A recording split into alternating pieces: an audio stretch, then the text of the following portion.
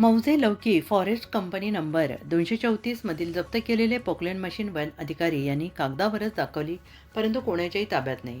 मौजे लौकी तालुका आंबेगाव जिल्हा पुणे येथील 27 जानेवारी ते 15 फेब्रुवारी दरम्यान लौकी येथील वनविभागाच्या हद्दीतील डोंगराचे मोठ्या प्रमाणात खोदकाम करून मुरुम वाहतूक विक्री झाल्याने येथील वन अधिकारी आणि तालुका वन अधिकारी यांनी पोकलेन मशीन आणि मालकावर कारवाई केली.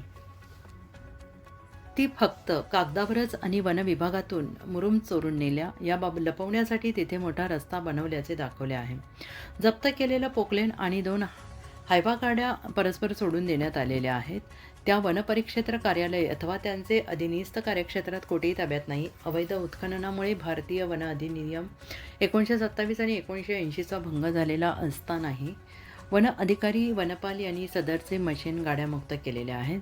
वन हद्दीत प्रवेश करणे, हद्दी खुणा नष्ट करणे, विना परवाना माती मुरुम उकरून त्याची विक्री करणे हा गुन्हा अजामीनपात्र आहे. सदरचे प्रकरण न्यायप्रविष्ट करणे बंधनकारक असताना अतिक्रमण कारवाईमधील वाहन कोणत्या कायद्याने मुक्त केले याबद्दल शंका वाटते आहे. सदर घटनेमध्ये शासन मालमत्तेचे आणि वन्यजीवांचे अधिवासाचे मोठ्या प्रमाणात हानी झालेली आहे.